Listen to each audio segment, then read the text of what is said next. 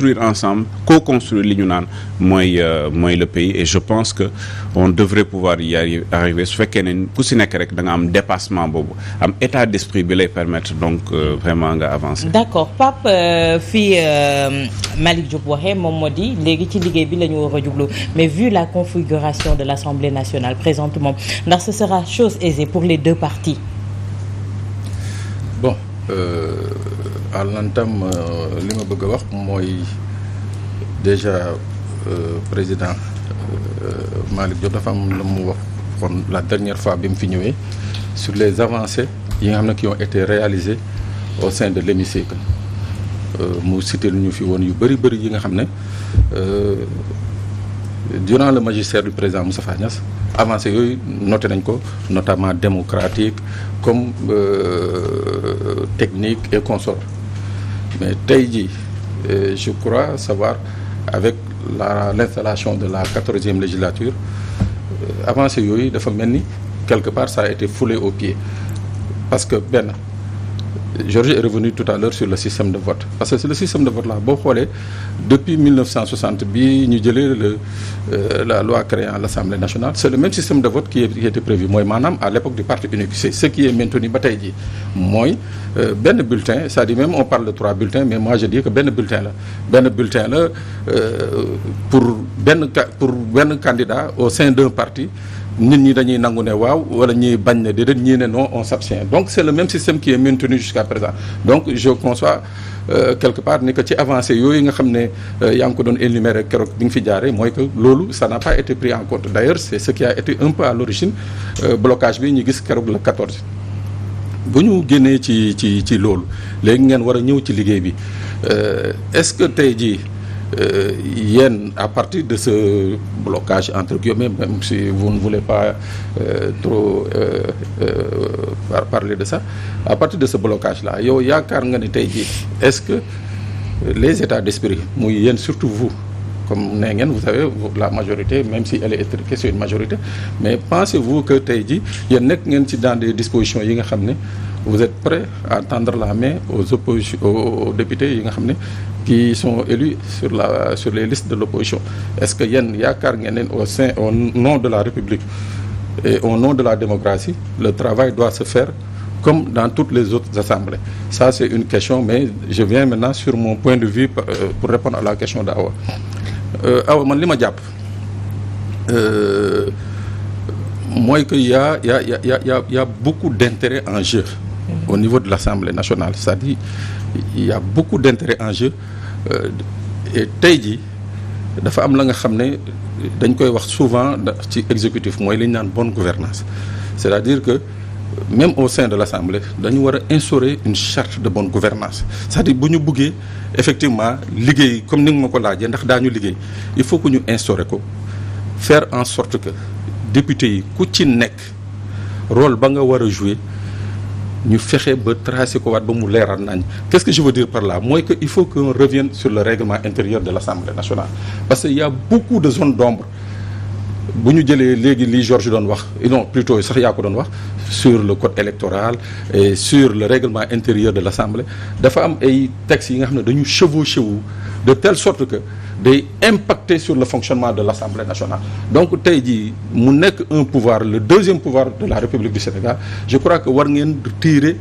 des conséquences sur ce qui s'est passé le 12 passé mooy lan mooy ngeen formuler waat benn règlement intérieur bi nga xam ne tout le Sénégal se retrouvera dedans mu bañ a nekk un règlement intérieur bi nga xam ne day nekk un règlement intérieur partisan parce que li ma la wax boo ko xoolee et comme vous êtes un acteur et yàgg nga dem assemblée yàgg nga suivre les travaux xam nga ni le règlement intérieur là vraiment pour ne pas insulter l'auguste assemblée mais c'est un règlement intérieur qui est quand même obsolète qui ne répond pas actuellement aux exigences démocratiques yi nga xam ne moom la Sénégal soxla.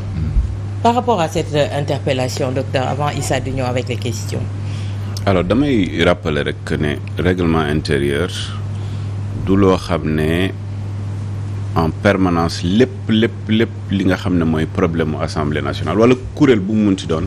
day régler problème yépp règlement intérieur soo xoolee da ngay gis ne règlement intérieur bi c'est telle année après ñu koy changer di ko changer en fonction des situations vécues loolu moom mooy règlement intérieur bu dynamique bii ku ko gis également il faut le rappeler c'est 2021 règlement intérieur bi nga xam ne 2021 lañ ko def naturellement dafay jël en compte lépp li nga xam ne moom mooy génn ci li xew avant 2021 c'est-à-dire que tey boo jëlee bu 2021 bi bu ñu demee 2023 ñu réformer ko réforme yi day jël en compte lépp li xew li gàllankoor te nga xam ne leerul ñu gën ko leeral au fur et à mesure donc à la décharge des parlementaires qui nous ont précédés dañu jàpp ne mënuñ leen laaj lu parfait et c'est pas parfait man personnellement man du ma dugg ci lenn ndax di caaxaan règlement intérieur bi aujourd'hui je l'ai appris par cœur en tant que parlementaire parce que c'est mon rôle muy dugg ci dara man noonu laa koy def aujourd'hui je l'ai par cœur donc c'est des aspects importants yoo xam ne en tant que parlementaire loolu foofu noonu nga war a liggéeyee premièrement deuxièmement dañu jàpp rek ne que en tout cas man li ma gis dans le cadre de la situation actuelle il y a effectivement des choses à améliorer et personnellement man je me suis inscrit ci li ñu naan commission des lois pour tamit ci yooyu yëpp ñu mën ensemble liggéey ci loolu te ci biir commission des lois damay rappeler rek non parce que cet aspect partisan la comprendre trop mais ce que je sais c'est que ci biir commission des lois ñi ñu jiitu ak ñun ñi war a dem ni ñi ciy inscrire groupe yëpp la c'est-à-dire groupe yëpp bokk nañ ci commission des lois te ku ci nekk am nga sa baat ci biir commission des lois non seulement war nga di nga ci wax mais bépp député également bu bëgg dugg participer à ce qui se fait ci commission des lois même su fekkee ne nekk nga ci yeneen 3 commissions war nga mun dugal sa baat ci loolu moo tax ku si nekk rek na nga fexe ba liggéey ci loolu te muy lu baax leneen li tamit mooy li nga question bi nga posé muy question bu am solo parce que il faut que ñu xam ne 165 députés yi amul kenn ku fi indi sa bopp gannaaw yàlla vote bi moo la fa indi votu population yi c'est-à-dire population yi ñoo la tabb pour nga ñëw foofu ci assemblée nationale te population yi message la ñu lancé ku ko xam ne lancé nañ message ku ko xamul xam ne lancé nañ message pour moi le message est clair population yi dañu bëgg ñu liggéey ensemble parce que bu mën nee majorité étriquée mooy ça veut dire que joxuñ benn majorité écrasante kii wala kee dañu boole ñëpp ne leen liggéey leen ensemble pour le compte du Sénégal donc population yi bu ñu la lancé message ne liggéeyal ensemble da nga war a effectivement joxe loxo ci loolu maintenant appel la ñu mën a def nit ki nag ku ci nekk sa comme on dit sa magub bopp nga gis naa yenn comportement yi ma jàpp ne xëy na erreur la ma jàpp ne xëy na erreur la j'espère en tout cas préjugé favorable la am j'espère que du comportement yoo xam ne day continuer noonu parce que vraiment booy dem ba Assemblée nationale am na un comportement à avoir am na également une manière de travailler ensemble li ma ci am njort bu rafet mooy que après mbir mi ngi commencer di décanter wu nit ñi dañu xawoon kii daal ku ci nekk yaa ngi woon sa côté mais nit ñi ngi commencer di waxtaan di avancer et loolu lu baax la damay également préciser benn élément boo xam ne tamit dégg naa ñi ngi koy wax di ko wax mais ñun on n'a jamais eu de blocage aussi bien si bureau bi aussi bien sur les membres des commissions li tax lii tardé moom dama bëgg mu leer te man ku ma xam-xam ne du ma wax waxu caaxaan ñun bi ñu joxee suñu membre bureau automatiquement on a donné les noms bi ñu xamee suñuy commission président vice-président rapporteur automatiquement on a donné les noms de l'autre côté ñoom ci seen bopp ñoo amuloon consensus ñun ñu toog di leen xaar. weddi nañ ko. déet xaaral rek xam nga bëgguma polémiquer te tamit ci suñu biir lañ nekk nañu waxante dëgg tamit te tamit ñun magum jëmm lañ munuñ pare démb à 13h ñu pare joxe suñ tour toog di xaar ay waxtu ministre bi toog di xaar ay waxtu pour que de l'autre côté ñoom ñu am consensus jox ñu ay tur nit ñi di waxante leneen am nañ dal bi am nañ tamit bëgg nañ tamit liggéey ensemble mais nañ waxante dëgg aussi. Il faut qu'on évacue rapidement ce point-là, Georges, rapidement. lu muy wax nii rek. mooy que c'est normal hein, parce que benn chef moo fa nekk. mooy le président Macky Sall. moom balaa ñuy dugg sax moom mën na leen yónnee par SMS ne leen président bàyyi nii vice président nangam lii laa bëgg ngeen voté. par contre fële Yewwi Askan Wi ak Wallu c'est une intercoalition donc forcément il faut que mu am des conciliabules des négociations et autres mais man li ma neexoon rek mu bëggoon na souligner tout à l'heure c'est par rapport à la question de Pape Sané sur le règlement intérieur man te docteur Malick Diop wax na ko léegi. Règlement intérieur Assemblée nationale bi il faut que ñu boole ci le comportement du député il faudrait pas que le député pense que Assemblée nationale lu la neex def lu la neex wax yow dem gis nga sax ay femmes yoo xam ne finalement da ngay yaakaar ne ñii marsa nag lañ nekk mais yow da ngay tiit da ngay ne finalement askan yëpp dañu ne mais ñii il se croit où te man yooyu vraiment c'est des comportements choquants parce que là finalement da ngay ne nii bu ñu duggee assemblée rek maanaam règlement bi xaw ma def cette histoire. Mais l'Assemblée avait un caractère oui, sacré. Oui, d'accord. Oui, mais il faut pas désacraliser. Il faut pas désacraliser l'Assemblée nationale. C'est pas parce que le député est couvert par une immunité parlementaire qu'il croit que même bu saaga diw dara du si génn bu dammee micro bi dara du si génn mais c'est vrai ils peuvent se battre ils peuvent s'entre-déchirer les habits ça c'est pas une nouveauté on le voit un peu partout dans le monde entier dans les grandes démocraties mais nag le nouveau règlement là foog ñu boole ci comportement bi comportement c'est important. D'accord, ça incombe au président de l'Assemblée nationale de sonner rapidement pour ñu jàll ci configuration gouvernementale. oui dafa am keroog loo xam ne moom lañ gis quand même muy ay forces de l'ordre yoo xam ne dañoo dugg ci biir hémicycle bi ñenn ñi sax jàpp gis nañ image yi fépp quand même nit ñi di ci wax ak yooyu noonu président de la République génn le vendredi passé wax ci li nga xam ne moo xewoon Assemblée nationale dégg nañ député Cheikh Aliou Bey fii nga toog fi la toog mu wax que ni ñoom déjà pare nañ ci lépp parce que nag lii ñu nar a jëm mooy que ni boo moytuwul sax mën na laaj bakkan est-ce que tey amu leen gàcce quand même yéen ñi nga xam ne yéen a yore nguur gi keroog bi ngeen gisee seen camp ñu dugal ay takk der ngir vote mën a am Assemblée nationale docteur Malick Diop. alors dama bëgg clarifier parce que lu nekk rek dañ koy teg ci yoon ak lu tax mbir am.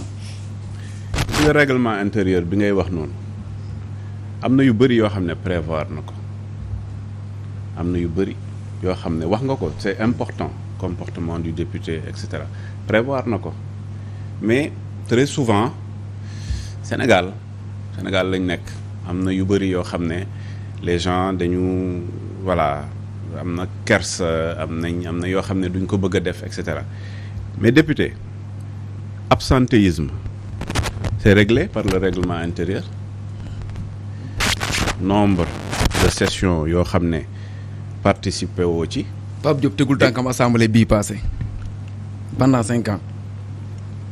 yow yaa ko wax man loolu xaw je ne sais pas mais ça m'intéresse pas.